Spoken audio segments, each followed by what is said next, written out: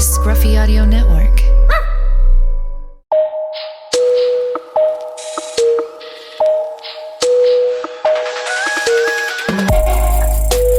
Hey, we're finally here. Another podcast day on the Friday. Listeners, viewers, I got a special guest with me. He's in for a couple weeks training. He always visits the Woodgym when he's in town. His name is Chase, and I'm going to go with his last name. Chase is going to kill me. I've had him for 8 billion years.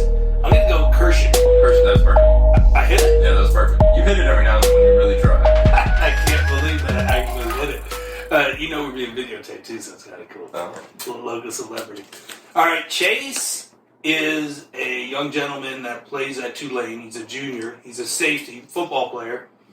He's going to do great things. I think he could play in the NFL in a couple of years. I think that's one of the things I like to see with the Woodgym guys, all type A personalities that come through here. They get after it. They sacrifice Christmas breaks, spring breaks, once in a while. Sometimes they go away, but once in a while they're here.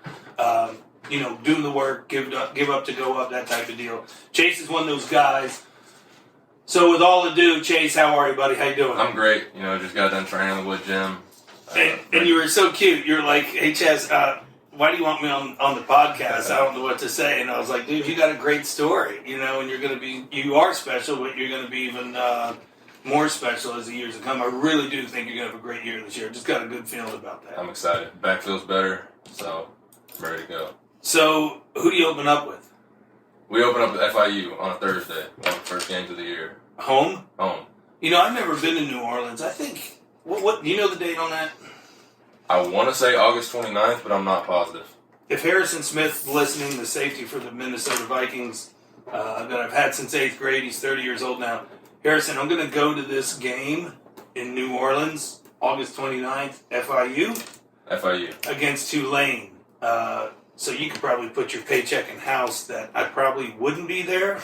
If he's listening, he's probably going to call in and go, he's not going to be there. But I want to be there because I've never been to New Orleans. You still got to come to a game. I think that'd be a good game. It would be super hot, probably. Super hot. But the food's good. I won't be able to see Leonard Fournette because he'll already be in camp somewhere, so I can't do that. But, a lot of things opened up this summer, so I might be able to go down to New Orleans before that and see him and then see you because you'll be down there. You leave. I'm there I leave Sunday and I'm there all summer. Yeah, so you just came in for 2 weeks, see family, train, nothing special. Graduation. So the graduation, Yeah. So your brother's graduation.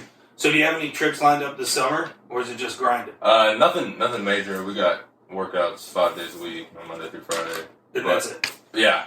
But we'll probably make a few beach trips with my roommate's girlfriend's got a beach house, so we use it every now and then. But And you like Tulane? Yeah. You think it was a good fit for you after it's all said and done? Yeah, I think so. I couldn't really imagine myself anywhere else at this point. And your journey through there, when did we start training? We started training the off season before my junior year in high school. Okay. Where you went to school? High school, thanks, program director. Been off this week. Well, you So might be. he went to Catholic high school where D. Harrison Smith went. So he was a safety also, played both sides of the ball. My daughter Ashlyn, my oldest, went to Catholic for high school, so they were the same grade, right? And they had graduation and all that. Chase comes over to the house, so he's like a son to me. He's getting it done. But I wanted to go, make sure we backpack, and when we went backpack Backpack or backtrack. one glass. I only had one. Yeah, just one glass last night. I didn't have much pizza pie. I want to go back to that, but I want to ask the one question that I asked everybody. I don't know if you listen to my podcast, but I listened to one on Chewy. Okay. I'm listening to Harry's lined up for the drive back to New Orleans. Yeah, well, that's good. Yeah. I mean, and Dobbs is good, and Josh Dobbs, okay. the Pittsburgh Steelers quarterback. When did you know that you were different? That's a good one. Probably when I was in high school, probably sophomore year, when I was buddies with a bunch of guys on the team that were my same age, and they were kind of just happy to be on the team, happy to play, and even back to freshman year, same thing. They were happy to be on the team, happy to be a part of the team, and I was always wanting to play. Like after the first game of the year, my freshman year, I remember I was so pissed I didn't step on the field. I was so pissed, and I don't know. I think that's always kind of set me apart. And there was an injury, actually, the second game of the year. And since then, it's kind of been history. I've been playing ever since. And, you know, anytime I had a bad game, it was always on myself. I've always been really hard on myself to be the best I can be. And, you know, if I'm not working as hard or I slack for a few days, you know, that affects me. And I feel that and make sure I pick it back up when I get back in the gym. Well, I mean, the maturity level that you have, I've made fun of that since I've met you. Even before you came in and trained, I trained your older brother for a minute, and then, of course, your younger, and your sister, Cassie, who's going on to play at University of Tennessee volleyball. She's just a sophomore in high school. She's a freak. Yeah.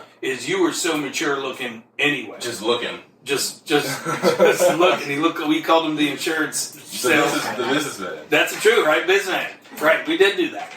So, again, another question is, a lot of the big-time guys have been on the podcast.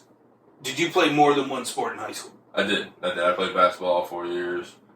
I ran track a little bit for 1 year, but, you know. But you were always at least two sports. Yeah. I believe that the athletes should play more than one sport if they can, or if they're playing it and the parents usually come and go, should Johnny stop this spring and do something else? I say do the sport. See, now that was the opposite for me.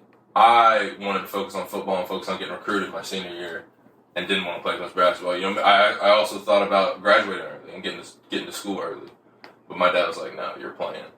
And to this day, I thank him for that. You know, we actually were runner-up in the state my senior year in basketball. But also, I think, like you said, it makes you a better athlete. And just the different kind of movements you do. I like to still play basketball now to work on the different movements, and I think it makes you just a better total athlete. Yeah, the basketball is huge. And some of my best guys have played basketball all the way through. I do like the two sports or the three sports. We had a guy this morning that wanted to pick up another sport. His name's Juice. He goes to Bearden High School, local high school here, and he's like, I think I want to do 4 sports this year.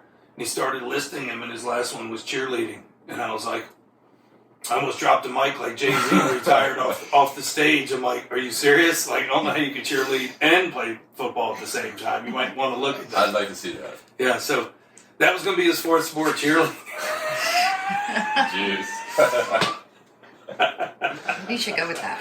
I don't know if I ever trained a high school cheerleader. Male. The ones who actually do it, the ones in college are freak athletes. Oh, yeah. Too. Yeah, oh, no. I mean, mad respect to him, but I was like, that's a lot on your plate right now. I'm you not know? sure I you was can like, play football and cheer. I don't know if you're going to take a time out and go over and pick a girl up for a Russian split or whatever. So I thought that was, you hear it all here in the gym. All right, so you take me through that journey. Well, let's back up a little. Let's go through middle school. Were you the dominant kid? I mean, were you the special kid? I mean, because some of these guys say, I don't know if I was special. I mean, when you listen to Harrison's podcast, he really doesn't identify it, but when I watched him play in 8th grade, he would turn the sweep around and I'd be like, nobody would catch him. He was quarterback, he was the same deal. So I was like, okay, he's special just because he was fast. Yeah, I've always been the best player on my teams for the most part, like one of the best for sure. But I don't think I ever realized, I think it was very late in the process that I realized I'm probably going to get to go to college for free and like get that paid for because of football.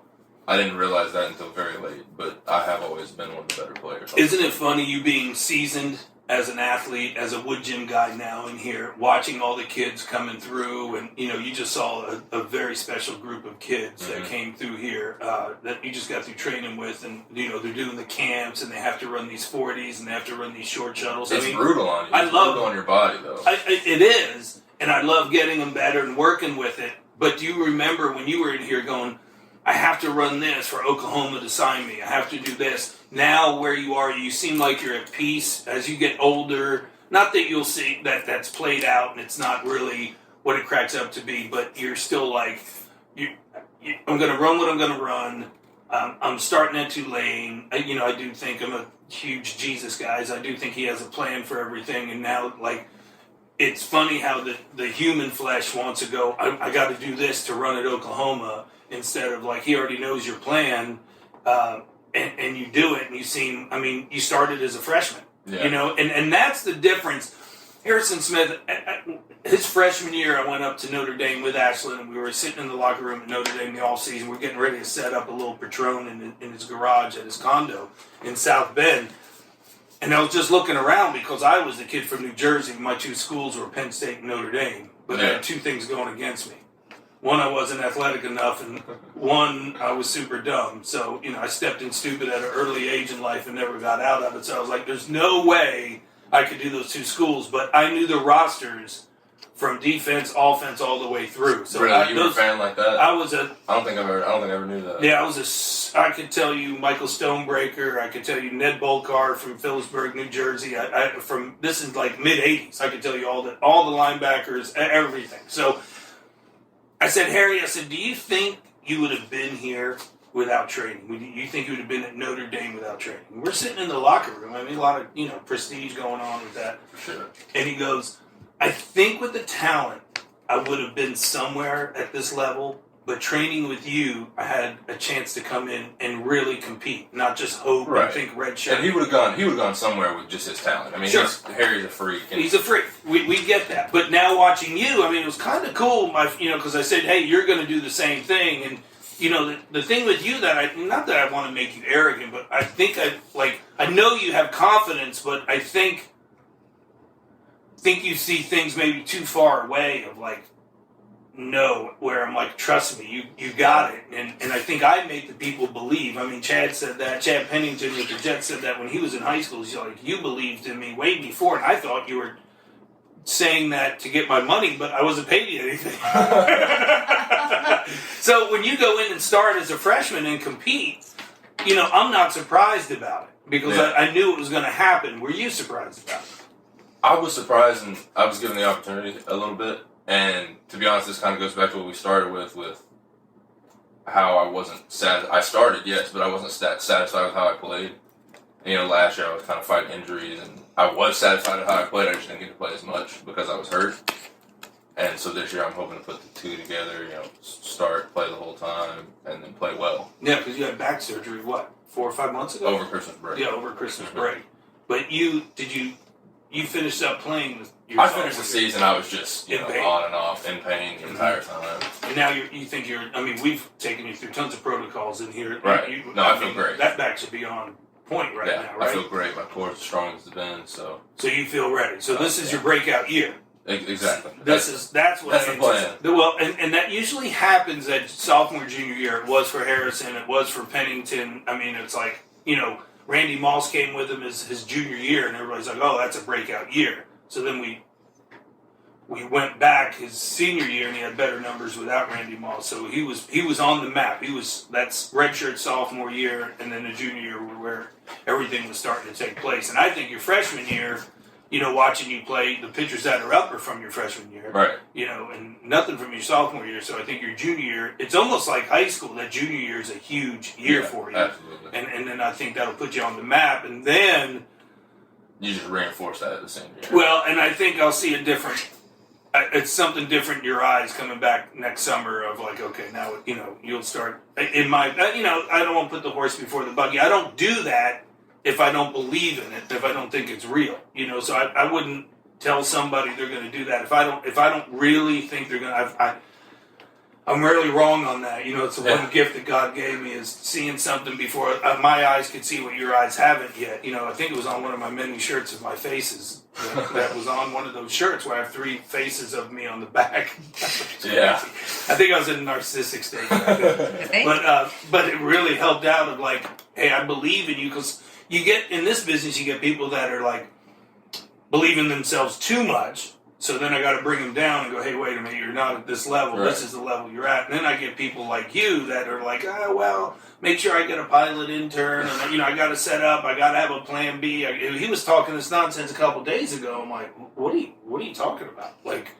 No, you could do this, So, and what you got to realize is no matter what I have as a plan or a backup plan or plan C through Z, I'm going to work as hard as I can to make it. Yeah. in football first. Yeah. I mean, have a great junior year and think Right. that. You think that. Let me think about the other stuff. Yeah, You concentrate. And I think that's another great tangible that you have is And if I'm going to be doing something, I'm going to just do it as good as I right. can. And you know, he's the same way as all the great ones is in here. It's like, you know, tell me what I'm doing wrong. You know, like, Chaz, come out here and tell me if my feet look right when I'm running this or stepping this or how does this look? Or it's not the opposite of like, tell me how great I'm doing or, you know, and that's why I think you're going to be special. Really, whatever you do, but I think that'll be kind of cool to watch you this year. August 29th. You got to check me out, FIU. Holly. In It's New on Orleans. Thursday. Okay, it's on Thursday. Thursday night game. That's even better. Yeah, it's here. I got it right here.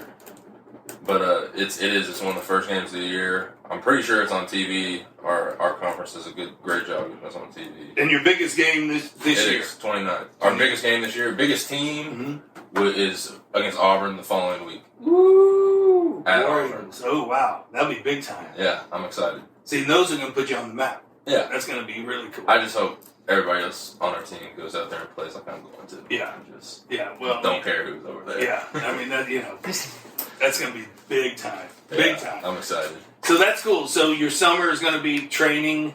School? Are you going to school? You doing any school? Mm-hmm. Yeah, I've got a class that I start on Tuesday actually, and it lasts a month, and then I'm gonna find something to do in July, whether it's another class or some kind of internship. But I'll keep myself busy. Then you live on camp. Now that you're a junior, do you live on campus? Are there rules? Well, I've been off campus for a year now. Oh, you have? Yeah, we live in a little duplex. Me and my buddy Joey from Starkville, Mississippi.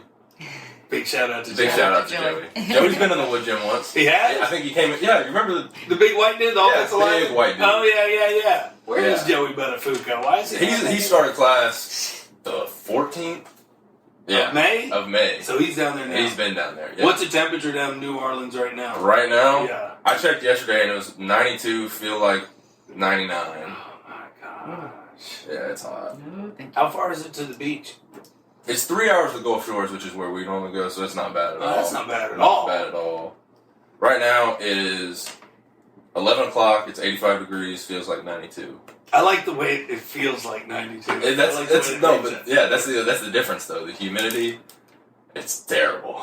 But the food's great. Food's great. So when you got down there, did you just start crushing all the restaurants, or I definitely eat a lot more when my parents are down there. It is expensive. it is? Yeah. Yeah. Yeah, and we got free food, 3 meals a day at the cafeteria if we want it. So What's your favorite place to eat if money's not an object in New Orleans?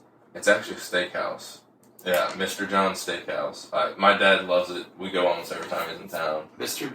John or John's? Mr. John's Steakhouse. Mr. John's Yeah. Steakhouse. Okay. It's I'm writing it down. phenomenal. No, you'd love it. I love food.